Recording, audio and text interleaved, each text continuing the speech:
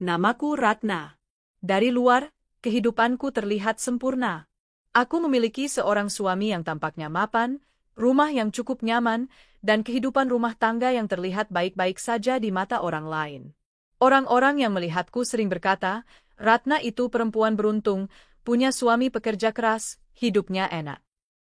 Aku hanya tersenyum mendengar komentar itu, meski di dalam hati, aku tahu kenyataannya tak seindah yang mereka bayangkan. Suamiku, Ardi, memang dikenal sebagai pria yang rajin bekerja. Ia seorang manajer di sebuah perusahaan besar, penampilannya selalu rapi, dan tutur katanya manis di depan orang lain. Namun, di balik itu semua, ada sesuatu yang perlahan-lahan kurasakan berubah. Beberapa tahun pertama pernikahan kami terasa indah. Ia penuh perhatian, selalu pulang tepat waktu, dan sering membawakan kejutan kecil untukku.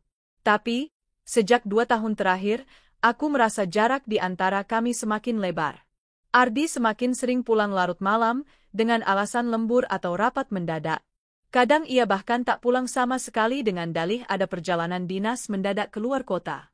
Aku yang dulu selalu percaya, lama-lama mulai curiga. Terlalu banyak hal kecil yang tak bisa kucerna. Ponselnya selalu digenggam erat, bahkan dibawa ke kamar mandi.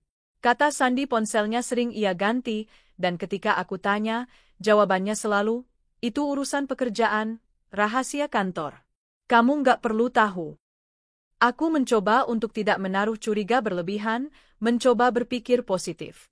Tapi perempuan mana yang tak akan merasa ada yang aneh ketika suami tiba-tiba berubah begitu drastis? Aku sering memandanginya diam-diam saat ia tertidur. Wajahnya tenang, tapi di sana aku merasa ada kebohongan yang disembunyikan.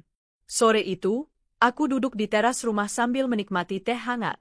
Ardi baru saja pulang, wajahnya terlihat lelah, tapi bukannya mengajakku bicara, ia langsung masuk ke kamar, membuka laptop, dan sibuk sendiri. Mas, kamu nggak capek kerja terus? Tanyaku pelan, berusaha mencairkan suasana. Ia hanya menjawab singkat, tanpa menoleh. Namanya juga cari rezeki. Nah, kalau aku nggak kerja keras, kamu mau makan apa? Jawaban itu menusuk hatiku. Seakan-akan aku ini hanya beban, hanya penghabis uangnya. Padahal aku juga punya usaha kecil-kecilan online shop yang hasilnya lumayan membantu kebutuhan rumah tangga. Tapi entah kenapa, ia selalu meremehkan usahaku. Aku terdiam. Dari luar, mungkin aku tampak seperti istri yang menurut. Aku tak pernah membantah ucapannya, tak pernah mengungkapkan rasa sakit hati. Tapi di dalam hati, aku menanam luka demi luka. Malam itu, saat Ardi tertidur, aku memberanikan diri memeriksa jas kerjanya yang tergantung di kursi. Ada sebuah map kecil di saku dalam. Tanganku gemetar saat membukanya. Isinya adalah beberapa lembar kertas, gambar desain rumah. Rumah besar, megah, jauh lebih mewah daripada rumah yang kami tempati sekarang. Ada catatan kecil di samping gambar itu. Konsep minimalis modern, 2 lantai, 5 kamar, area keluarga luas. Aku tertegun. Setahuku, kami tak pernah membicarakan rencana membangun rumah baru. Setiap kali aku menyinggung soal renovasi, Ardi selalu bilang, belum perlu. Banyak pengeluaran lain. Tapi mengapa sekarang ia sudah memegang desain rumah seperti ini? Hatiku berdegup kencang. Ada perasaan tidak enak yang menyergap. Aku menaruh kembali map itu ke tempat semula sebelum ia terbangun. Malam itu aku sulit tidur. Hari-hari berikutnya, aku semakin memperhatikan gerak-gerik suamiku. Semakin jelas, ada sesuatu yang ia sembunyikan. Beberapa kali ia menerima telepon sambil berbisik, lalu keluar rumah dengan tergesa-gesa. Suatu sore, aku sengaja berpura-pura sedang tidur di kamar ketika ia menerima telepon. Suaranya pelan, tapi aku mendengar sepatah kata yang membuat tubuhku kaku. Iya, sayang, rumah itu pasti jadi. Sabar ya, aku sudah bicara dengan arsitek. Tinggal tunggu dana cair. Kamu dan keluargamu pasti bakal betah tinggal di sana. Sayang, rumah itu, keluargamu? Aku nyaris menjerit, tapi aku menutup mulutku rapat-rapat. Air mataku mengalir tanpa bisa kutahan. Jadi benar, rumah itu bukan untukku. Rumah itu bukan untuk keluarga kecil kami. Rumah itu untuk orang lain. Untuk perempuan lain, pelakor, dan keluarganya. Malam itu aku tak bisa lagi menahan amarahku sendiri. Tapi aku tidak gegabah. Aku tahu, kalau aku langsung menuduh, Ardi akan memutarbalikkan fakta, menyebutku paranoid, atau bahkan membentakku. Aku harus pintar. Aku harus menyusun strategi. Hari-hari berikutnya, aku mulai mencari tahu lebih banyak. Aku menghubungi seorang teman yang bekerja di bank, dan dengan sedikit rekayasa, aku berhasil mendapatkan informasi bahwa Ardi memang sedang mengurus pinjaman besar, serta mengalihkan sebagian tabungan bersama ke rekening pribadinya. Hatiku semakin hancur. Semua yang kami kumpulkan bersama, uang hasil jerih payahku juga, rupanya hendak dipakai untuk membiayai mimpi rumah megah bagi pelakor. Aku teringat saat aku memintanya membelikan mesin jahit baru untuk mengembangkan usahaku. Saat itu, ia berkata, "Belum ada uang, nah. Kamu sabar aja." Padahal, ternyata, ia sedang menyimpan dana untuk perempuan lain. Air mataku tak berhenti mengalir malam itu. Tapi di sela tangisanku, aku mulai merasakan bara tekad. Kalau itu yang kamu inginkan, Mas, jangan pernah bermimpi aku akan tinggal diam. Kamu pikir aku ini istri bodoh yang tak tahu apa-apa? Kamu salah besar. Aku mungkin tampak lemah. Aku mungkin tampak menurut. Tapi aku bukan perempuan yang bisa dipermainkan. Jika ia ingin menghancurkan rumah tangga kami demi perempuan lain, maka aku akan pastikan rumah megah yang mereka impikan tak akan pernah berdiri. Aku tersenyum getir di depan cermin, menatap bayanganku sendiri. Mainkan peranmu, Ratna. Biarkan dia pikir kamu bodoh. Biarkan dia pikir kamu istri penurut. Dan saat waktunya tiba, kau tunjukkan siapa sebenarnya yang lebih cerdik. Hari itu hujan turun deras sejak siang. Langit kelabu, udara dingin menembus jendela kamar, tapi pikiranku lebih dingin dari cuaca di luar. Aku duduk di ruang kerja kecilku, memandangi layar laptop, tapi tak benar-benar fokus. Yang ada di benakku hanyalah potongan-potongan percakapan yang kudengar malam itu. Suamiku memanggil perempuan lain dengan sebutan, "Sayang," sambil membicarakan rumah megah. Tanganku meremas meja begitu kuat hingga buku-buku jariku memutih. Jadi benar, rumah itu memang untuk pelakor itu. Aku mencoba menarik napas panjang, menenangkan diri. Selama ini aku mencoba berpikir positif, tapi kenyataan yang kutemukan semakin jelas. Suamiku bukan hanya selingkuh, ia bahkan ingin membangun kehidupan baru bersama orang lain. Tidak hanya itu, ia juga berniat memboyong keluarganya ke rumah megah itu. Bayangan itu membuat dadaku sesak. Seakan-akan semua jerih payahku selama ini tidak ada artinya. Aku teringat bagaimana aku menemaninya dari nol, saat ia masih bekerja serabutan dan gajinya kecil. Aku yang menahan diri, tak menuntut banyak.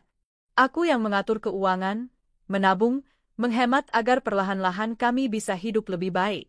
Dan sekarang, saat semuanya mulai stabil, justru perempuan lain yang hendak menikmati hasilnya. Hari berganti malam. Seperti biasa, Ardi pulang larut. Aku sudah menunggunya dengan wajah datar. "Mas, kamu kok akhir-akhir ini sering banget pulang malam? Ada kerjaan besar, ya?" Tanyaku pelan, berpura-pura polos. Ardi tersenyum sekilas, lalu meletakkan jas kerjanya. "Iya, nah, ada proyek baru. Kalau ini berhasil, masa depan kita bakal lebih terjamin." Aku mengangguk, berpura-pura percaya. "Oh, gitu, proyek apa, Mas?" "Rahasia kantor," jawabnya cepat, lalu sibuk membuka laptop. Aku tersenyum tipis. Dalam hati aku ingin tertawa getir. "Proyek kantor? Atau proyek rumah megah untuk perempuan simpananmu, Mas?" Sejak saat itu, aku semakin berhati-hati. Aku tak ingin ia tahu bahwa aku sudah mulai mengendus rahasianya. Aku membiarkannya berpikir bahwa aku istri yang penurut, polos, dan tak paham apa-apa. Beberapa hari kemudian, aku diam-diam mengikuti Ardi saat ia bilang ada rapat malam di sebuah kafe. Aku sengaja menyusul dengan taksi, menjaga jarak agar ia tak menyadari. Dari kejauhan, aku melihatnya duduk bersama seorang perempuan cantik berambut panjang, mengenakan gaun merah yang mencolok. Wajahnya penuh percaya diri, dengan senyum manja yang hanya kutemui saat Ardi dulu masih mengejarku di awal pernikahan. Aku berusaha menahan emosi. Tanganku menggenggam erat ujung tas. Aku ingin sekali menghampiri mereka, menampar wajah perempuan itu, dan menuntut penjelasan langsung dari Ardi. Tapi aku menahan diri. Belum saatnya. Aku memilih duduk di sudut kafe lain, cukup jauh agar mereka tak melihatku, tapi cukup dekat untuk mendengar percakapan mereka. Mas, aku nggak sabar banget pengen lihat rumah itu berdiri. Mama sama papa juga udah excited banget. Mereka bilang, rumah 2 lantai dengan 5 kamar itu cocok banget buat keluarga kita, ucap perempuan itu sambil memainkan rambutnya. Ardi tersenyum, menatapnya penuh sayang. Iya, sayang. Aku janji, dalam waktu dekat rumah itu akan jadi. Semua sudah siap, tinggal eksekusi aja. Arsitek sudah kubayar, desain udah oke. Tinggal tunggu dananya cair. Dana dari rekening kamu, kan? Tanya perempuan itu memastikan. Ardi mengangguk. Iya, tabungan aku sama Ratna juga udah aku alihkan sebagian. Tenang aja, dia nggak akan tahu. Dad, hatiku bergetar mendengar namaku disebut. Jadi benar, ia memakai tabungan kami, hasil jerih payahku juga, untuk membiayai rumah untuk pelakor. Perempuan itu tersenyum puas. Kamu emang suami idaman, Mas. Aku yakin hidup kita nanti bakal jauh lebih bahagia. Aku udah nggak sabar rasanya ninggalin rumah kontrakan yang sempit itu. Aku pengen nunjukin ke semua orang kalau aku beruntung dapet kamu. Aku hampir muntah mendengarnya. Suami idaman? Bahagia di atas penderitaan orang lain? Perempuan ini sungguh tak tahu malu. Ardi menggenggam tangan perempuan itu, wajahnya penuh kasih sayang yang seharusnya dulu hanya untukku. Sabar ya, sayang. Semua pengorbanan kita pasti terbayar. Aku menunduk, berusaha menahan air mata yang hampir jatuh. Rasanya tubuhku gemetar menahan marah. Malam itu aku pulang dengan langkah berat. Begitu sampai di rumah, aku langsung masuk ke kamar mandi, menangis sepuasnya. Air mata itu bercampur dengan rasa sakit, marah, kecewa, dan benci. Jadi selama ini aku hanya boneka, ya, Mas? Istri penurut yang bisa kamu tipu semaumu. Sementara kamu bermesraan dengan perempuan itu, aku di sini hanya jadi pelengkap. Rumah itu seharusnya jadi simbol jerih payah kita, bukan untuk pelakor itu. Aku menatap cermin dengan wajah bengkak. Untuk pertama kalinya, aku benar-benar merasa dikhianati sampai ke dasar hati. Tapi di balik rasa sakit itu, ada bara yang semakin menyala. Aku tahu, aku tidak boleh tinggal diam.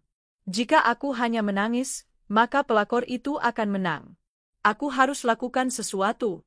Aku harus merebut kembali apa yang jadi hakku. Aku harus pastikan rumah itu nggak akan pernah berdiri.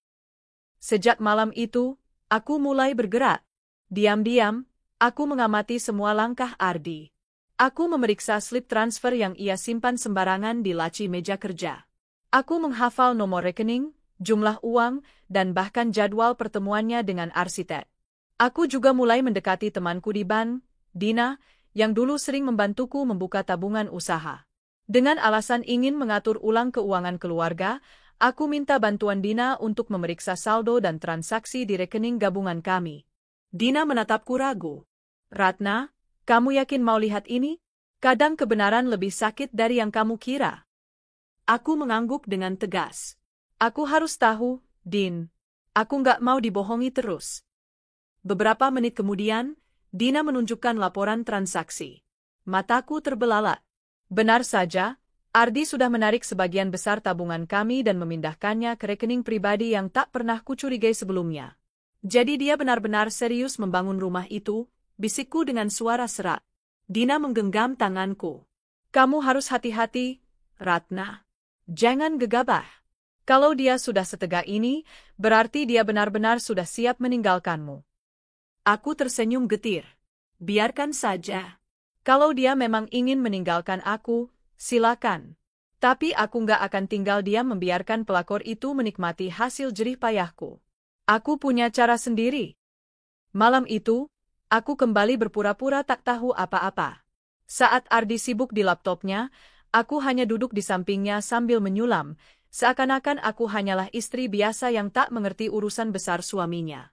Mas, ucapku pelan, kalau nanti ada rezeki lebih, gimana kalau kita renovasi rumah ini aja? Biar lebih luas, Lebih nyaman. Ardi menoleh sebentar, lalu menggeleng. Belum perlu, nah. Banyak hal lain yang harus diprioritaskan. Aku tersenyum kecil, seakan-akan menerima jawabannya. Tapi dalam hati aku berkata, ya, tentu saja. Karena rumah megahmu sudah kamu siapkan untuk perempuan lain. Tapi percayalah, Mas, rumah itu nggak akan pernah jadi. Tidak selamanya aku akan diam. Aku punya rencana yang akan membuat kalian berdua menyesal seumur hidup. Aku menatapnya dalam-dalam, lalu kembali menunduk pura-pura sibuk dengan sulamanku. Dan disitulah aku mulai benar-benar menyusun strategi. Sejak malam ketika aku mendengar langsung percakapan Ardi dengan pelakor itu, hidupku berubah. Aku bukan lagi Ratna yang polos, Ratna yang menunggu suami pulang dengan penuh kesabaran, Ratna yang bisa dengan mudah dibohongi. Tidak. Malam itu aku memutuskan menjadi Ratna yang baru, Ratna yang akan melawan, Ratna yang akan mengambil kembali semua yang menjadi hakku, Ratna yang akan memastikan bahwa rumah megah impian mereka tak akan pernah berdiri. Aku tahu, melawan secara terang-terangan bukan pilihan yang tepat. Ardi terlalu pintar memutarbalikkan fakta. Jika aku hanya menuduh tanpa bukti, ia akan menganggapku paranoid, emosional, bahkan mungkin menuduhku gila. Itu hanya akan membuatku terlihat lemah. Maka aku memilih jalan yang lain, diam, pura-pura patuh, pura-pura tidak tahu apa-apa. Di balik sikapku yang terlihat lembut, aku mulai menyusun strategi. Pagi itu, saat Ardi bersiap berangkat kerja, aku memberinya senyum manis. Mas, jangan lupa makan siangnya. Aku titip doa, semoga kerjaan Mas lancar, ucapku lembut. Ia mengangguk, bahkan sempat mengecup keningku. Makasih ya, nah. Kamu selalu perhatian. Aku tersenyum, menunduk. Dalam hati, aku ingin tertawa pahit. Perhatian? Aku memberi perhatian sementara kamu sibuk memberi cinta pada perempuan lain? Baiklah, Mas. Mari kita lihat siapa yang lebih cerdik di antara kita. Begitu pintu rumah tertutup, aku segera masuk ke kamar kerja Ardi. Dengan hati-hati, aku membuka laci mejanya. Di sana aku menemukan beberapa dokumen penting, salinan rekening, surat kepemilikan tanah, dan beberapa kontrak bisnis kecil. Semua ku periksa satu persatu. Aku mencatat nomor rekening, menghafalkan tanda tangan, dan memotret semua dokumen dengan ponselku. Rasanya seperti menjadi detektif di rumahku sendiri. Aku harus kuasai semua ini. Kalau aku ingin mengambil langkah besar, aku butuh bukti, aku butuh akses, bisikku pada diri sendiri. Siang hari, aku menemui Dina, temanku yang bekerja di bank. Ia tampak terkejut melihatku datang lagi. Ratna, kamu serius mau melanjutkan ini? Jangan-jangan kamu berlebihan loh. Kalau ketahuan, bisa gawat. Aku menatapnya dengan mata penuh tekad. Din, kamu tahu aku nggak pernah bercanda soal rumah tangga. Aku tahu suamiku sudah berkhianat. Aku nggak bisa diam. Aku harus lindungi hakku. Aku nggak mau semua uang itu jatuh ke tangan perempuan lain. Dina menarik napas panjang. Oke, tapi kamu harus hati-hati banget. Dengan bantuan Dina, aku mulai mempelajari alur keuangan Ardi. Dari rekening gabungan, sebagian besar uang sudah ia alihkan ke rekening pribadinya. Tapi dari sana, aku juga menemukan celah. Ada beberapa investasi kecil yang ternyata masih tercatat atas nama bersama. Itu berarti aku juga punya hak penuh untuk menarik dana tersebut. Aku tersenyum kecil. Bagus, aku masih punya jalan. Hari-hari berikutnya, aku menjalankan dua peran. Di depan Ardi, aku tetap menjadi istri penurut. Di belakangnya, aku adalah seorang perencana yang sedang mengatur strategi balas dendam. Setiap malam, aku memperhatikan gerak-geriknya. Ketika ia tidur, aku diam-diam membuka laptopnya. Syukurlah, aku cukup cerdas untuk menebak kata sandi yang ia gunakan, nama pelakor ditambah angka ulang tahunnya. Hati ini memang sakit ketika tahu itu, tapi justru itu membuatku semakin yakin betapa seriusnya hubungan mereka. Dari email dan percakapan yang tersimpan, aku menemukan banyak bukti. Rancangan rumah dari arsitek, estimasi biaya pembangunan, bahkan percakapan mesra antara Ardi dan perempuan itu. Rumah kita bakal punya balkon luas ya, Mas. Aku pengen tiap pagi minum kopi bareng kamu sambil lihat pemandangan. Pasti, Sayang, semua ini buat kamu. Kamu layak dapat yang terbaik. Aku menutup laptop dengan tangan gemetar. Rumah kita? Tidak, rumah itu nggak akan pernah jadi, sayang. Kau pikir bisa merebut segalanya dengan wajah cantikmu? Kau akan menyesal. Suatu sore, aku duduk di taman belakang rumah sambil menulis di buku catatan. Aku mulai menyusun langkah-langkahku dengan rapi. Menguasai semua dokumen keuangan. Aku sudah memotret semuanya. Tinggal menyusun ulang agar aku bisa bergerak cepat kapan saja. Membuka rekening luar negeri. Aku butuh tempat aman untuk menyimpan uang agar tidak bisa dilacak Ardi dengan mudah. Mengalihkan dana perlahan-lahan. Aku tidak boleh gegabah. Jika tiba-tiba semua hilang, Ardi akan curiga. Aku harus melakukannya sedikit demi sedikit, sampai akhirnya semua dana habis. Menunggu saat yang tepat. Aku harus pastikan uang itu benar-benar terkuras saat rumah impian mereka siap dibangun. Itu akan jadi pukulan paling telat. Aku tersenyum puas melihat catatan itu. Rasanya seperti sedang memainkan permainan besar. Malamnya, aku sengaja melontarkan pertanyaan pada Ardi. Mas, akhir-akhir ini kok kamu sering banget keluar kota? Memang banyak proyek, ya? Ardi tampak sedikit gugup, tapi ia segera menutupi dengan senyum. Iya, nah, ada klien baru. Kalau ini berhasil, mungkin kita bisa punya rumah yang lebih bagus. Aku menatapnya dalam-dalam. Rumah lebih bagus? Mas serius? Iyalah, kamu kan selalu pengen rumah yang lebih besar. Doain aja ya. Aku mengangguk pelan.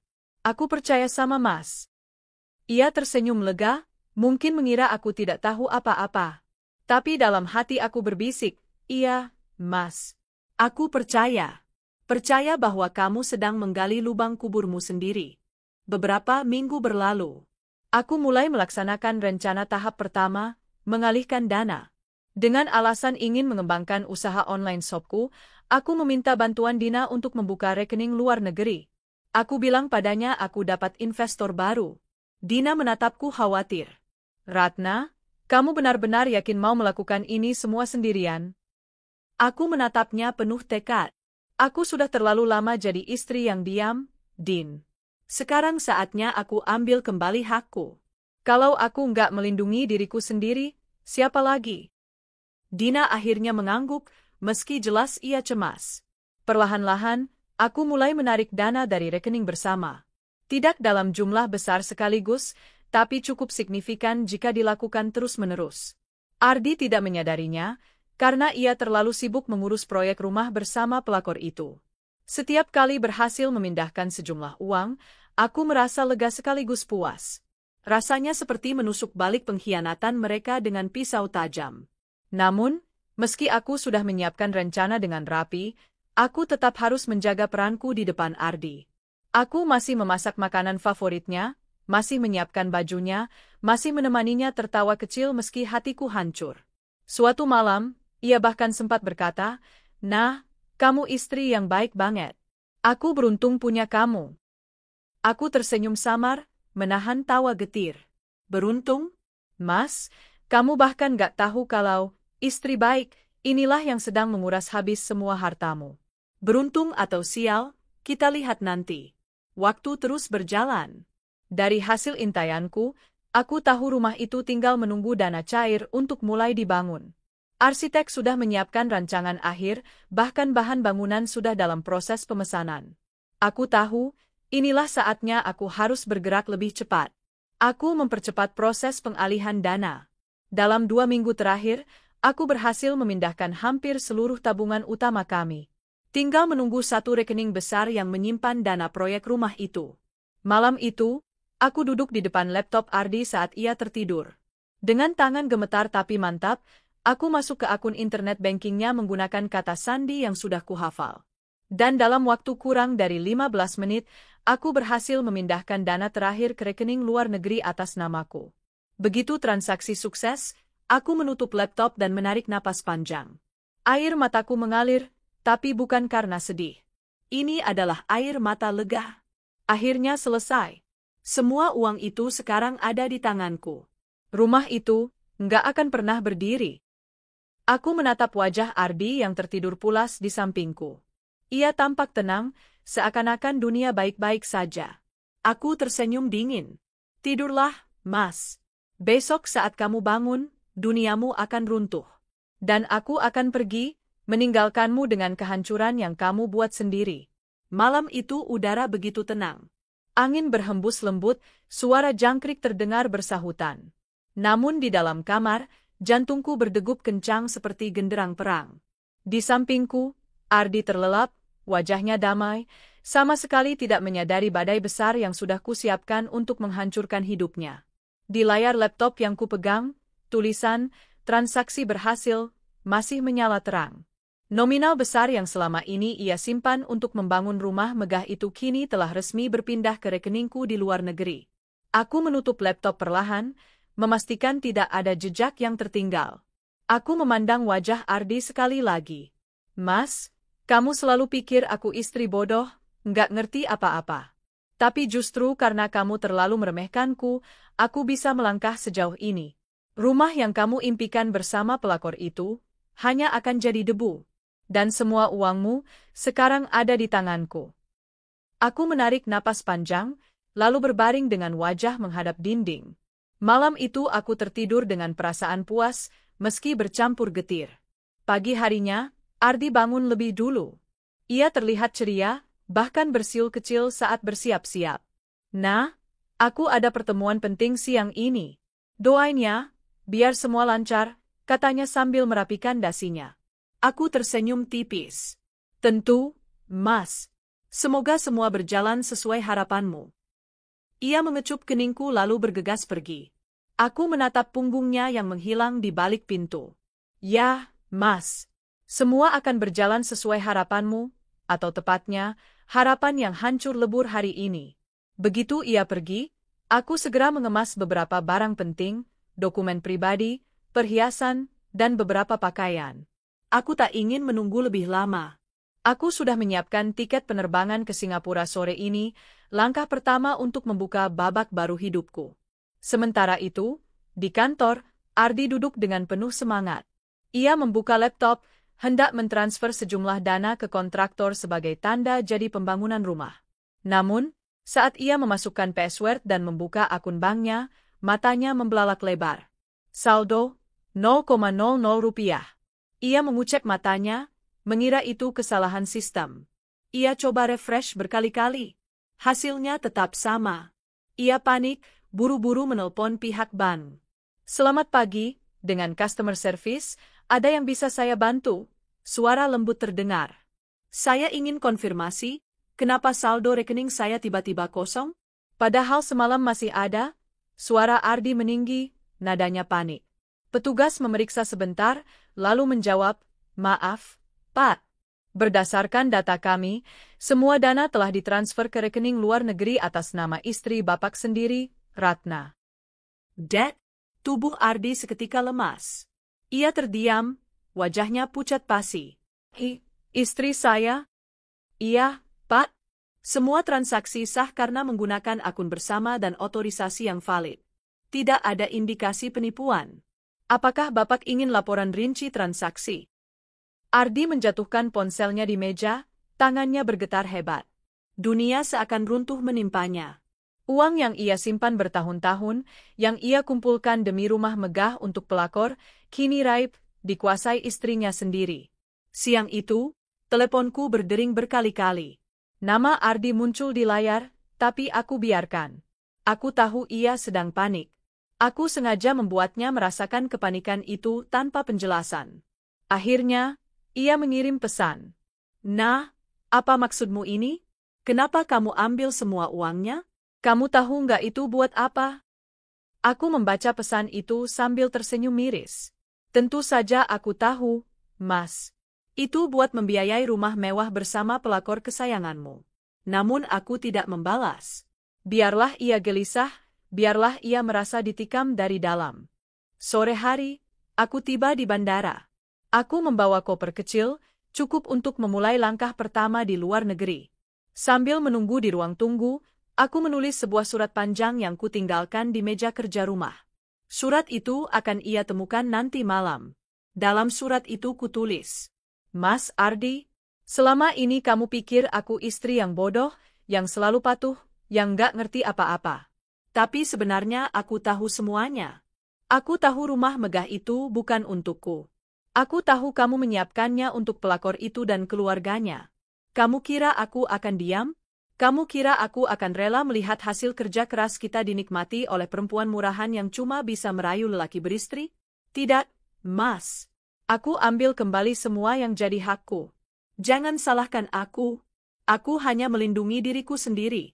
Kamu sudah memilih menghancurkan rumah tangga ini, maka aku memilih menghancurkan mimpimu. Rumah itu tidak akan pernah berdiri. Dan mulai hari ini, aku memilih hidupku sendiri. Jangan pernah mencariku. Aku akan jauh lebih bahagia tanpa pengkhianatanmu. Ratna. Aku melipat surat itu rapi, lalu menyimpannya di meja kerja sebelum berangkat. Sementara itu, Ardi pulang dengan wajah kusut. Ia langsung membuka pintu kamar kerja, mencari-cari dokumen, memeriksa laptop, lalu menemukan surat itu. Tangannya gemetar saat membaca. Nah, jadi selama ini kamu tahu, bisiknya lirih. Air matanya jatuh, bukan karena menyesali perbuatannya, tapi karena kehilangan uang yang begitu besar. Ia berteriak frustasi, membanting kursi, memukul meja. Astaga, semua rencanaku hancur. Gimana aku harus jelasin ini ke dia? Dia, yang dimaksud tentu saja pelakor. Malam itu, Ardi menemuinya di apartemen kecil tempat perempuan itu tinggal. Wajahnya kusut, bajunya berantakan. Sayang, ada masalah besar, katanya sambil duduk lemas. Perempuan itu, sebut saja Maya, menatapnya dengan dahi berkerut. Kenapa, Mas? Jangan bilang dana rumah kita bermasalah. Ardi menunduk. Uangnya hilang. Ratna sudah ambil semuanya. Maya sontak berdiri, wajahnya merah padam. Apa? Kamu serius? Jangan main-main, Mas. Aku udah kasih tahu keluargaku, kita bakal pindah ke rumah baru. Mama papa udah senang banget. Gimana ini? Ardi mencoba menenangkan. Aku juga nggak nyangka dia bisa secerdik itu. Cerdik? Maya menjerit. Jadi selama ini kamu cuma janji manis doang? Kamu pikir aku bisa terus hidup di apartemen sempit ini? Aku udah buang banyak waktu buat kamu, Mas. Dan sekarang kamu datang dengan tangan kosong. Ardi menatapnya memelas. Aku bisa cari cara lain. Kasih aku waktu. Namun Maya sudah kehilangan kesabaran. Ia menepis tangan Ardi. Aku nggak butuh janji lagi. Kamu bohongin aku, bohongin keluargaku. Kamu cuma laki-laki gagal yang nggak bisa kasih apa-apa. Ardi terdiam, wajahnya pucat. Untuk pertama kalinya, ia merasakan bagaimana rasanya ditendang oleh orang yang selama ini ia bela mati-matian. Maya terus berteriak, keluar dari sini, Mas. Jangan pernah muncul lagi kalau kamu nggak punya uang. Aku nggak butuh laki-laki miskin. Dengan langkah gontai, Ardi pergi meninggalkan apartemen itu. Hatinya hancur. Rumah impian yang sudah ia rancang berbulan-bulan lenyap begitu saja. Perempuan yang ia bela mati-matian pun kini menendangnya pergi. Sementara itu, aku duduk di sebuah kafe kecil di Singapura, memandangi lampu-lampu kota yang berkilauan. Aku tersenyum tipis sambil meneguk kopi hangat. Sekarang semua sudah di tanganku. Aku bebas. Aku punya modal untuk memulai hidup baru. Aku tidak lagi terikat pada pengkhianatan. Aku menutup mata, merasakan kebebasan yang baru saja kuraih. Untuk pertama kalinya setelah sekian lama, aku merasa tenang. Tidak ada lagi bayang-bayang suami yang kucintai tapi mengkhianatiku. Tidak ada lagi air mata karena pelakor. Yang ada hanyalah aku, Ratna, perempuan yang akhirnya berani melawan, berani mengambil haknya, dan berani meninggalkan semua kepalsuan. Di kejauhan, aku bisa membayangkan Ardi yang kini panik, Maya yang marah, dan keluarganya yang kecewa. Aku tersenyum puas. Mainkan peranmu, Mas. Aku sudah memainkan peranku. Dan sekarang, lihatlah, siapa yang menang dalam permainan ini. Suasana malam di rumah terasa mencekam. Ardi duduk di ruang tamu dengan wajah penuh keringat dingin, meski kipas angin berputar kencang di atas kepalanya. Surat Ratna yang tadi siang ditemukannya masih tergenggam erat, kusut karena terlalu sering diremas. Kata-kata dalam surat itu terus terngiang di kepalanya, seolah menghantam telinganya berkali-kali. Aku tahu semuanya, rumah itu bukan untukku. Aku ambil kembali semua yang jadi hakku. Ardi menutup wajahnya dengan kedua telapak tangan. Ia tidak bisa percaya, istri yang selama ini ia pandang sebelah mata ternyata jauh lebih cerdas, lebih berani, bahkan lebih kejam daripada yang pernah ia bayangkan. Selama bertahun-tahun, ia menganggap Ratna hanyalah perempuan kampung yang polos, tidak mengerti urusan keuangan, dan hanya bisa menuruti kata suami. Tapi kenyataan malam ini menunjukkan hal yang sebaliknya. Ratna bukan hanya tahu, tapi juga sudah merencanakan balas dendam yang sempurna. Bagaimana mungkin, semua lenyap dalam sekejap, gumamnya dengan suara parau. Keesokan paginya, Ardi masih berharap bahwa semua ini hanyalah mimpi buruk. Ia kembali membuka laptop, mencoba masuk ke rekening bank. Namun layar yang menampilkan angka 0 besar itu seperti menampar wajahnya berkali-kali. Tidak ada yang salah dengan sistem, tidak ada kesalahan teknis. Uang benar-benar hilang. Telepon masuk dari kontraktor yang sejak kemarin ia abaikan. Dengan berat hati, Ardi mengangkat. Pak Ardi, kami sudah siap memulai pembangunan. Sesuai perjanjian, hari ini harus ada pembayaran tahap pertama. Apakah sudah ditransfer? Ardi menelan ludah, suaranya serak. Ada, sedikit kendala. Bisa ditunda sebentar? Kontraktor terdengar kesal. Mohon maaf, Pak. Tenaga kerja sudah siap, bahan bangunan sudah dipesan. Kalau tidak ada dana masuk hari ini, kami terpaksa membatalkan kerjasama. Telepon terputus begitu saja, menyisakan rasa perih di dada Ardi. Mimpi tentang rumah megah itu runtuh bahkan sebelum fondasinya berdiri. Ardi menghela napas panjang dan menutup wajahnya dengan tangan. Ia mencoba mengingat kembali semua rencana indah yang pernah ia bayangkan bersama Maya. Rumah megah dengan halaman luas, kolam renang, kamar-kamar besar untuk keluarga Maya. Ia bahkan sudah berjanji akan memberikan kamar khusus untuk orang tua Maya agar mereka bisa tinggal nyaman. Tapi sekarang, semua janji itu hanyalah bualan kosong. Di sisi lain, Maya juga tidak tinggal diam. Setelah malam sebelumnya ia marah besar, pagi ini ia membawa masalah itu ke orang tuanya. Papa, Mama, Mas Ardi ternyata nggak punya uang. Semua sudah habis dikuras istrinya. Rumah yang dia janjikan itu cuma omong kosong, teriak Maya dengan wajah merah padam. Orang tua Maya yang sudah terlanjur bangga pada calon menantu kaya itu langsung murka. Apa? Jadi dia menipu kita? Seru ayahnya. Maya menangis terseduh-seduh. Iya, Pak. Semua janji palsu. Kita sudah kasih kepercayaan, tapi ternyata dia nggak bisa kasih apa-apa. Malam harinya, Ardi dipanggil ke rumah keluarga Maya. Ia datang dengan wajah letih, berharap masih ada sedikit pengertian. Namun begitu pintu dibuka, tatapan penuh kebencian langsung menusuknya. Ardi, kamu tega mempermainkan anak kami? Bentak ayah Maya. Ardi menunduk, suaranya lirih. Pak, Bu, saya tidak berniat menipu. Memang benar uang saya diambil istri saya. Tapi itu urusan rumah tanggamu, bentak ibunya Maya. Kenapa harus bawa-bawa anakku dalam masalahmu? Kamu janji rumah, janji kenyamanan, janji kebahagiaan, tapi kenyataannya kosong belaka. Kamu pria macam apa?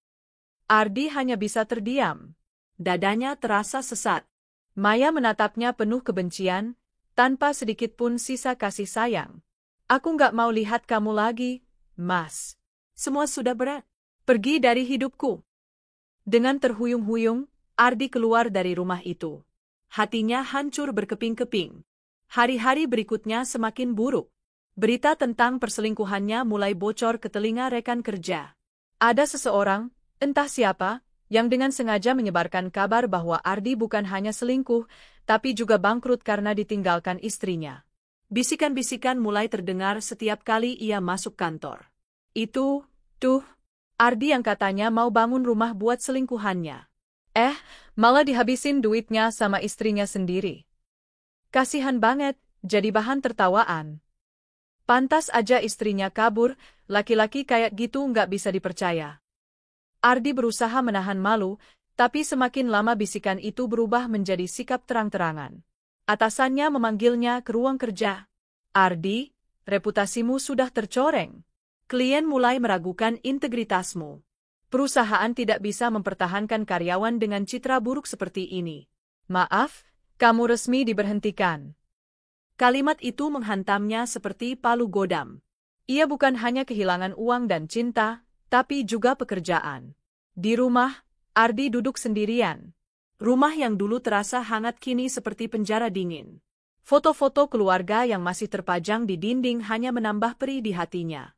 Ia menatap cermin, melihat wajahnya sendiri yang semakin kusut, mata sayu, rambut berantakan. Apa yang sudah aku lakukan?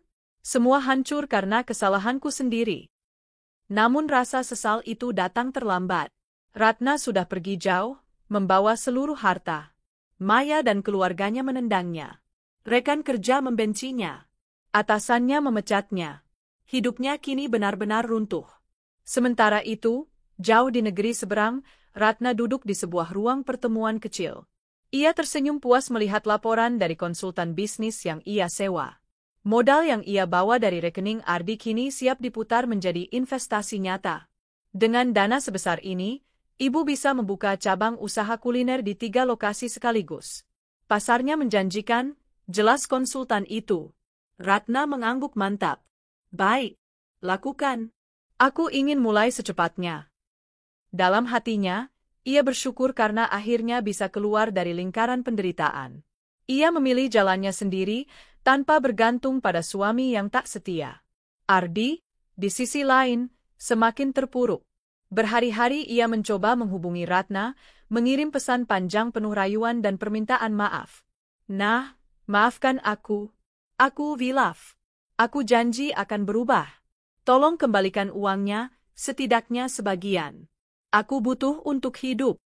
Namun tidak ada jawaban. Nomornya sudah diblokir. Emailnya tidak pernah dibalas. Ratna benar-benar menutup semua jalan komunikasi. Ardi menjerit frustasi di dalam kamar. Kenapa begini? Kenapa semua meninggalkanku? Tapi di lubuk hatinya, ia tahu jawabannya, karena ia sendiri yang menghancurkan semuanya. Malam demi malam Ardi lalui dalam kesendirian. Pelan-pelan, kabar kebangkrutannya semakin tersebar luas. Warga sekitar mulai memandangnya sinis. Bahkan tetangga yang dulu ramah kini memilih menjauh. Kasihannya, dulu sok kaya. Ternyata habis ditipu istri sendiri. Makanya, jangan main perempuan. Akhirnya begini. Komentar-komentar itu seperti pisau yang menusuk jantungnya. Ia tidak bisa lari, tidak bisa bersembunyi.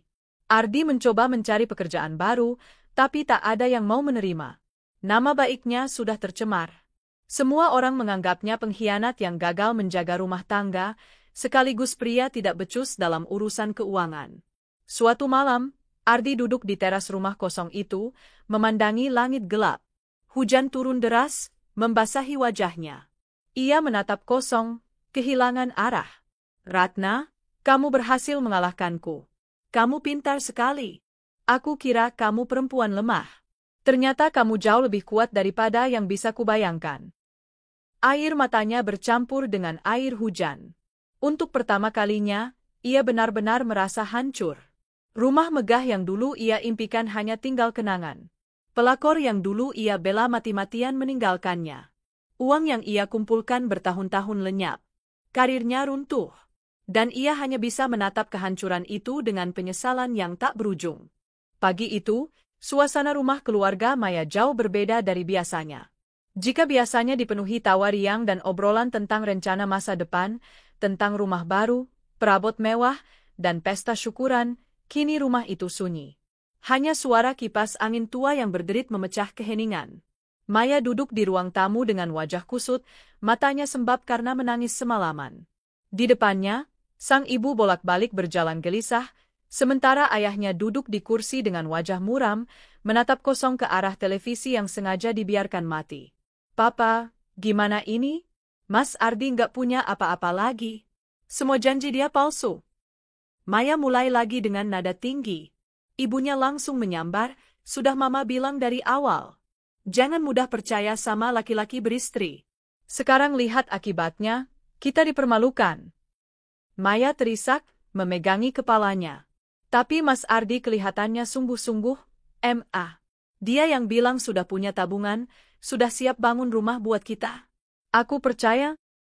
Ayahnya yang dari tadi diam akhirnya bersuara, dengan nada berat. Kamu bukan hanya mempercayai dia, Maya. Kamu mempermalukan keluarga ini. Semua tetangga sudah tahu kalau kamu merebut suami orang. Sekarang ditambah lagi gosip kalau dia ternyata bangkrut. Nama baik keluarga kita jatuh. Maya tercekat, wajahnya semakin pucat. Ia tidak pernah membayangkan semua ini akan secepat itu berubah menjadi mimpi buruk. Sementara itu, gosip tentang kehancuran hubungan Ardi dan Maya menyebar cepat di lingkungan sekitar. Para tetangga yang dulunya hanya bisa menatap dengan rasa iri karena Maya sering pamer hadiah dari Ardi, kini menatap dengan tatapan penuh cibiran. Pantas saja sok-sokan pamer, ternyata cuma dapat janji palsu. Kasihannya, sudah jadi pelakor, nggak dapat apa-apa juga. Makanya jangan ambil punya orang. Hukumannya datang cepat. Maya tidak berani keluar rumah. Setiap kali ia melangkah ke depan pagar, selalu ada tatapan sinis dan bisikan-bisikan menusuk.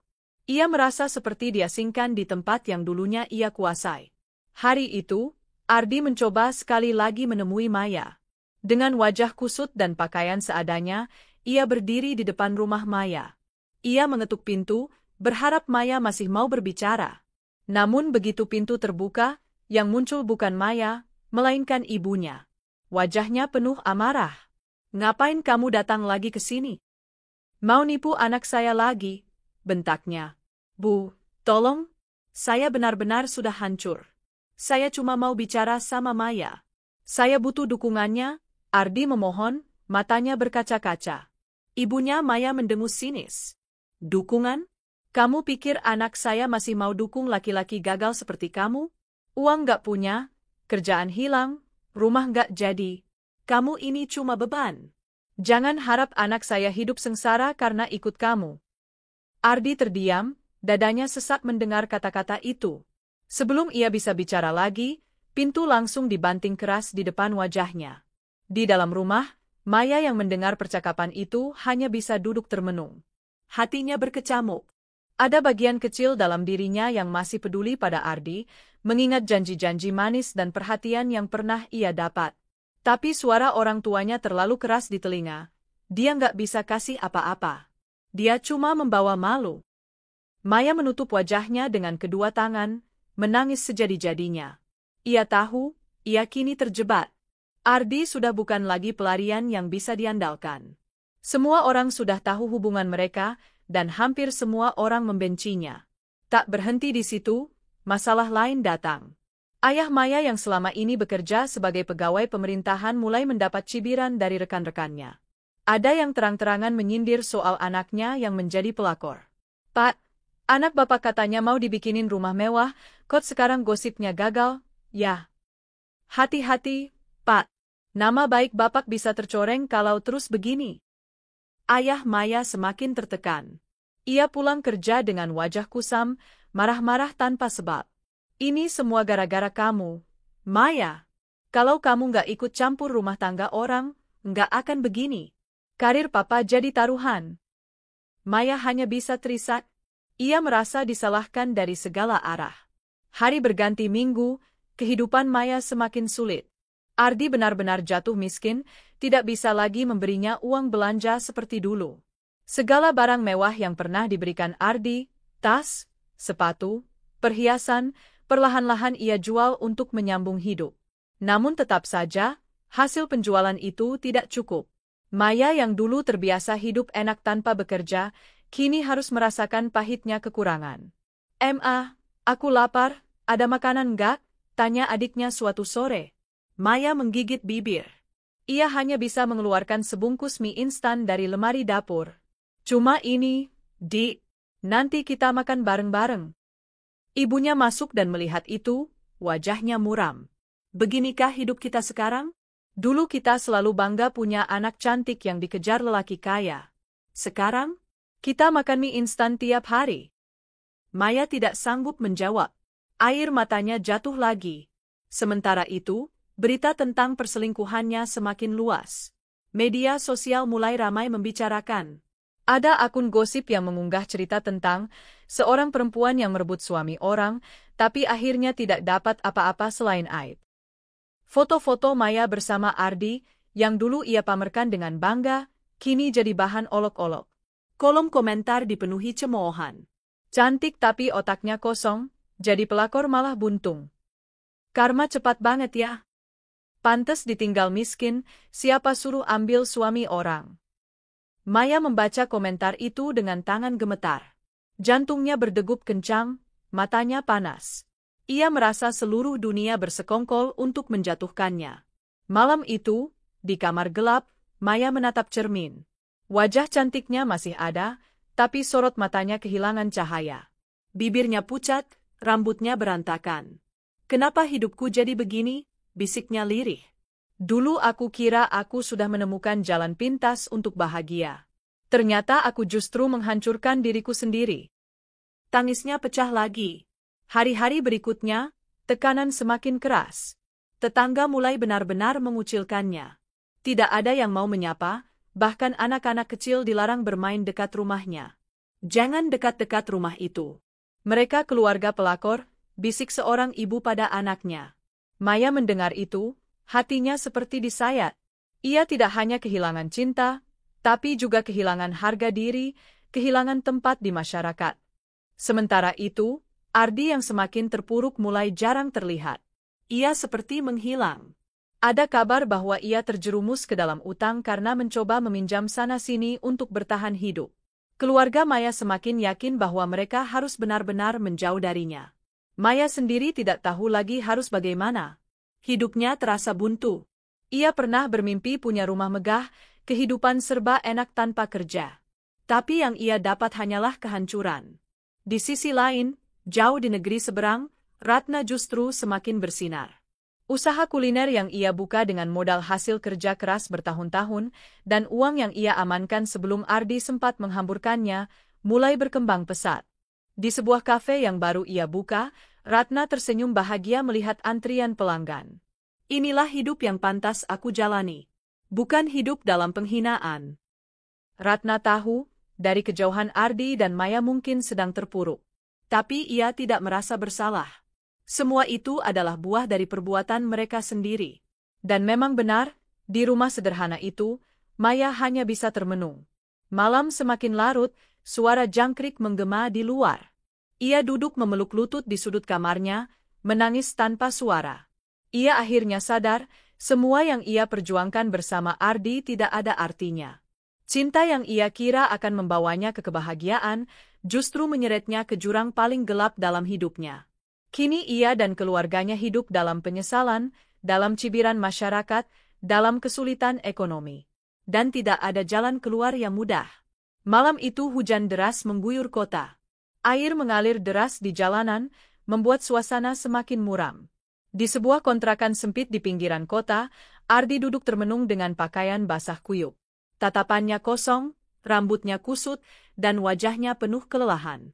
Sudah berhari-hari ia tidak lagi bekerja. Setelah dipecat dari kantornya, ia mencoba melamar pekerjaan ke berbagai tempat, namun semuanya menolak. Nama Ardi sudah tercemar. Berita tentang perselingkuhannya bukan hanya jadi gosip di lingkungannya, tapi juga sampai ke dunia kerja. Rekan-rekan sesama profesional menilai Ardi tidak punya integritas. Kalau rumah tangganya saja dia tidak bisa jaga, apalagi amanah di kantor, begitu alasan yang ia dengar diam-diam. Ardi memegang kepalanya yang pusing. Utangnya menumpuk. Kredit mobil sudah ditarik liasing karena tidak bisa membayar. Tabungan kosong, rumah yang ia tinggali dulu bersama Ratna sudah dijual paksa untuk menutupi sebagian hutang. Kini ia hanya bisa menumpang di kontrakan murah seorang temannya yang kasihan. Sementara itu, Maya juga mengalami tekanan yang tidak kalah berat. Keluarganya semakin sulit. Ayahnya diminta menghadap atasan karena reputasinya yang rusak. Ibu Maya sudah jarang keluar rumah karena tidak tahan dengan tatapan tetangga. Maya sendiri lebih banyak mengurung diri di kamar. Ia tidak lagi punya teman, karena semua menjauh. Telepon genggamnya sepi, tidak ada lagi pesan masuk yang dulu berisi pujian atau ajakan hangout. Justru sebaliknya, akun media sosialnya dipenuhi komentar jahat. Suatu malam, Maya menatap layar ponselnya dengan mata sembab. Sebuah komentar menyakitkan membuatnya gemetar. Pelakor karmanya cepat. Hidupmu nggak akan pernah tenang. Ia memeluk bantalnya erat-erat. Kenapa aku harus menjalani semua ini? Apa salahku selain mencintai? Gumamnya lirih, meski dalam hati ia tahu, kesalahannya jauh lebih besar dari itu. Hari-hari berikutnya, Maya mulai benar-benar terpuruk. Ia tidak lagi bisa bergantung pada Ardi, karena laki-laki itu sendiri hidup sengsara. Hubungan mereka memburuk, dipenuhi pertengkaran dan saling menyalahkan. Semua ini salah kamu, Mas? Maya berteriak suatu hari ketika Ardi datang menemuinya diam-diam. Salahku? Kalau bukan kamu yang minta macam-macam, aku nggak akan serakah seperti ini, balas Ardi dengan suara tinggi. Mereka berdebat hebat di ruang tamu rumah orang tua Maya, hingga ayahnya keluar dengan wajah merah padam. Cukup, kalian berdua sudah cukup mempermalukan keluarga ini. Ardi, jangan pernah injakan kaki di sini lagi, bentaknya. Ardi pergi dengan wajah hitam, meninggalkan Maya yang menangis terseduh-seduh. Seiring waktu, hubungan mereka benar-benar putus. Maya tidak lagi mau menemui Ardi. Ia merasa dibohongi, ditinggalkan tanpa apa-apa, dan hanya meninggalkan luka serta kehancuran. Namun yang lebih menyakitkan, masyarakat tidak peduli siapa yang salah di antara mereka. Semua orang tetap melihat Maya sebagai si pelakor yang pantas mendapatkan nasib buruk. Ia tak bisa bekerja di kantor karena reputasinya jelek. Tawaran kerja kecil-kecilan di toko atau butik pun tak ada yang menerima, karena pemiliknya takut pelanggan enggan datang jika tahu Maya bekerja di sana. Pada akhirnya, Maya hanya bisa membantu ibunya berjualan makanan kecil di depan rumah. Dari gadis glamor yang dulu sering pamer tas mewah, kini ia duduk di kursi plastik, melayani pembeli dengan wajah tertunduk, menahan malu karena tatapan meremehkan orang-orang. Di sisi lain, Ardi semakin terjerumus. Karena tidak punya penghasilan, ia mulai meminjam uang dari rentenir. Jumlahnya kecil, tapi bunga besar membuatnya semakin tercekik. Suatu malam, beberapa orang datang mengetuk kontrakannya dengan keras. Ardi, keluar. Bayar hutangmu sekarang juga. Ardi gemetar. Ia berusaha menjelaskan, tolong beri saya waktu, saya sedang cari kerja. Namun para penagih hutang tidak mau tahu. Mereka menggeledah kontrakannya, mengambil barang-barang seadanya, bahkan sempat mendorong Ardi hingga terjatuh. Ketika pintu akhirnya tertutup kembali, Ardi hanya bisa duduk di lantai, wajahnya penuh darah dari pelipis yang terluka. Ia menangis untuk pertama kalinya sebagai seorang laki-laki dewasa. Tangis penuh sesal, penuh penyesalan yang datang terlambat. Hari berganti bulan. Kabar buruk tentang Ardi dan Maya sudah mereda, tapi bukan karena orang lupa. Justru karena nasib mereka sudah dianggap tamat. Ardi kini benar-benar jatuh miskin. Ia sering terlihat mengamen di jalanan dengan gitar tua yang entah dari mana ia dapatkan. Beberapa orang mengenalinya sebagai mantan pegawai kantoran. Mereka hanya bisa menggelengkan kepala. Itu dulu si Ardi kan? Yang selingkuh sama pelakor? Kasihan banget, sekarang jadi gembel. Sementara Maya, kehidupannya tak jauh berbeda. Usaha kecil keluarganya tidak berkembang karena banyak orang masih enggan membeli dagangan mereka. Nama buruk Maya terlalu melekat. Ia semakin sering sakit-sakitan, tubuhnya kurus, wajah cantiknya memudar. Ia jarang bercermin lagi, karena setiap kali menatap pantulan dirinya, ia hanya melihat bayangan seorang perempuan yang hancur karena keserakahan dan cinta buta.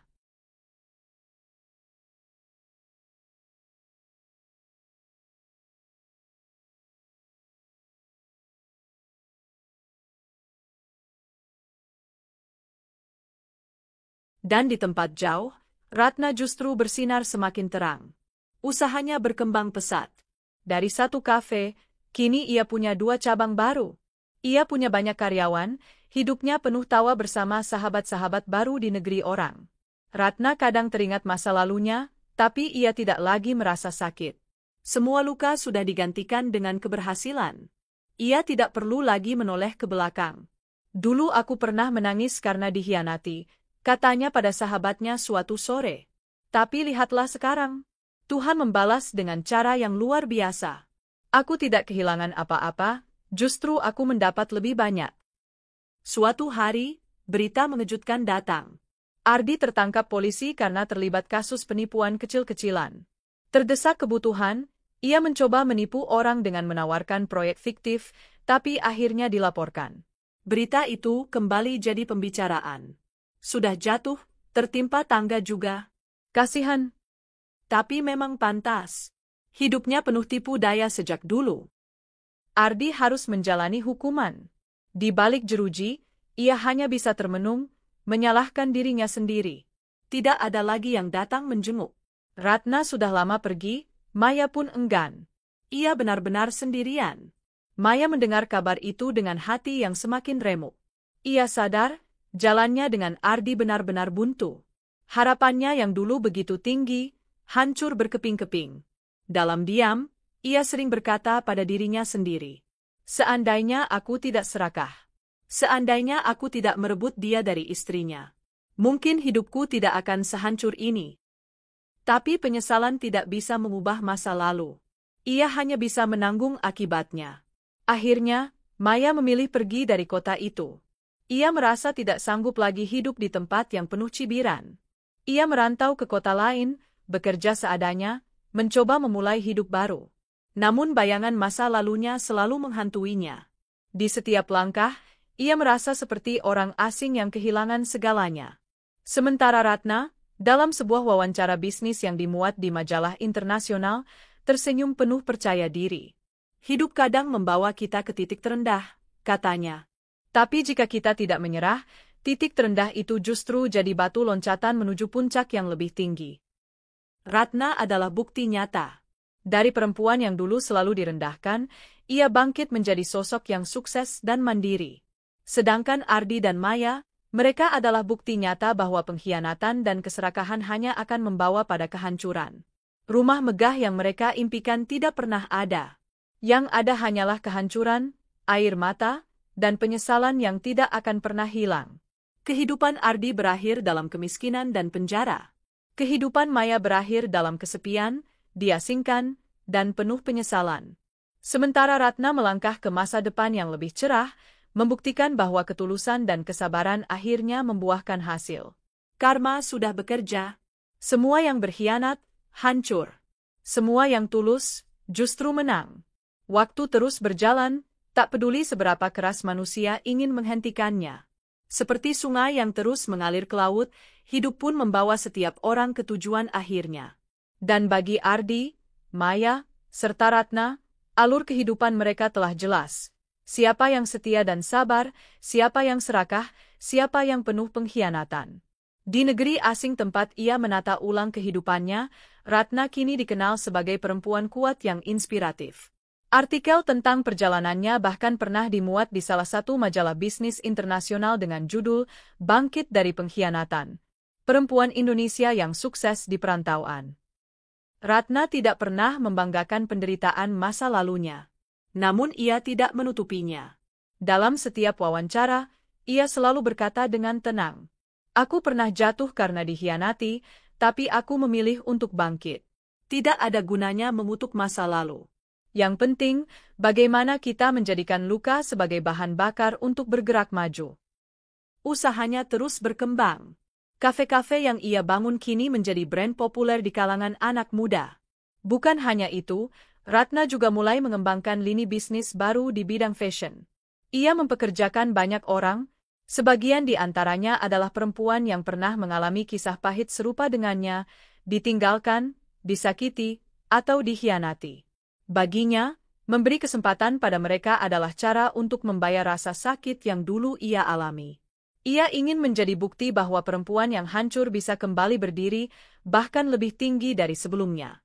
Di hatinya, Ratna sudah tidak menyimpan dendam pada Ardi maupun Maya. Yang tersisa hanyalah rasa lega, karena akhirnya ia menemukan kebahagiaan tanpa harus bergantung pada siapapun. Berbeda dengan Ratna, Ardi menjalani hidupnya dalam jurang gelap. Setelah ditangkap karena kasus penipuan, ia dijatuhi hukuman 2 tahun penjara. Di balik jeruji besi, ia menjalani hari-harinya dengan penuh penyesalan. Setiap malam, ia sering terbangun dengan keringat dingin, teringat kembali wajah Ratna yang dulu ia sakiti. Ia juga teringat bagaimana Maya akhirnya meninggalkannya. Aku sudah menghancurkan segalanya dengan tanganku sendiri, begitu gumamnya berulang kali. Namun nasi sudah menjadi bubur. Tidak ada lagi yang bisa ia lakukan untuk memperbaiki keadaan. Bahkan setelah keluar penjara nanti, ia tidak yakin akan punya tempat kembali. Reputasinya sudah rusak, keluarganya pun malu dan enggan mengakuinya. Ardi kini hanyalah bayangan dari dirinya yang dulu. Lelaki yang pernah berambisi membangun rumah megah untuk pelakor dan keluarganya itu, kini bahkan tak punya tempat tinggal yang layak. Ironis. Ia yang dulu merasa begitu berkuasa, kini berakhir dalam kehinaan. Maya pun tak kalah menderita. Setelah meninggalkan kotanya, ia mencoba memulai hidup baru di tempat lain. Namun bayangan masa lalu selalu membuntuti. Setiap kali ia mengenalkan diri, ia takut orang akan tahu siapa dirinya dulu. Ia bekerja serabutan, dari pelayan toko hingga penjaga kasir. Dari perempuan glamor yang pernah bermimpi hidup enak tanpa bekerja, kini ia harus bangun pagi-pagi, menahan lelah, dan sering menerima perlakuan kasar dari pelanggan. Di sela kesibukan kecilnya, Maya sering termenung. Ia membayangkan bagaimana hidupnya seandainya dulu tidak terjebak dalam hubungan dengan Ardi. Seandainya ia tidak tamak, mungkin ia masih bisa hidup normal, masih punya harga diri. Namun semua sudah terlambat. Yang lebih menyakitkan, Maya tahu bahwa masyarakat tidak akan pernah benar-benar melupakan. Kata, pelakor, sudah seperti cap permanen di dahinya. Tak peduli sejauh apa ia melarikan diri, label itu akan selalu mengikutinya. Maya pun akhirnya sadar, cinta yang dibangun di atas air mata orang lain, hanya akan berakhir dengan kehancuran. Berita tentang Ardi dan Maya semakin lama semakin jarang terdengar. Orang-orang mulai sibuk dengan kehidupan masing-masing. Namun bagi mereka yang pernah tahu kisah ini, ingatan itu menjadi pelajaran berharga. Di lingkungan tempat Ardi dan Maya dulu tinggal, kisah mereka masih sering dijadikan contoh. Jangan seperti Ardi, jangan seperti Maya. Lihat bagaimana akhirnya mereka. Sementara nama Ratna justru menjadi teladan. Banyak ibu rumah tangga mengaguminya. Banyak perempuan muda menjadikannya inspirasi. Ratna tidak pernah bermaksud menjadi pahlawan. Ia hanya ingin hidupnya kembali normal. Namun ternyata, dengan keteguhan dan kerja keras, ia justru menginspirasi banyak orang. Karma memang tidak pernah salah alamat. Bukan dalam bentuk petir yang menyambar tiba-tiba, tapi dalam cara yang lebih halus. Perlahan namun pasti, kehidupan menempatkan setiap orang sesuai dengan perbuatannya. Dari kisah ini, ada beberapa pelajaran yang bisa dipetik. Kesetiaan adalah harta yang tak ternilai. Mengkhianati orang yang setia adalah cara tercepat untuk menghancurkan hidup sendiri. Keserakahan hanya membawa pada kehancuran. Maya mengira ia bisa hidup enak dengan merebut suami orang. Ardi mengira ia bisa hidup lebih bahagia dengan pelakor. Nyatanya, keduanya justru jatuh dalam jurang yang mereka gali sendiri. Kesabaran dan kerja keras tidak pernah sia-sia.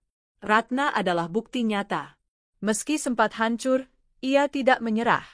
Ia bangkit, dan akhirnya menemukan kebahagiaan yang jauh lebih indah daripada yang pernah ia bayangkan. Karma bekerja dengan cara yang adil. Tidak perlu membalas dendam.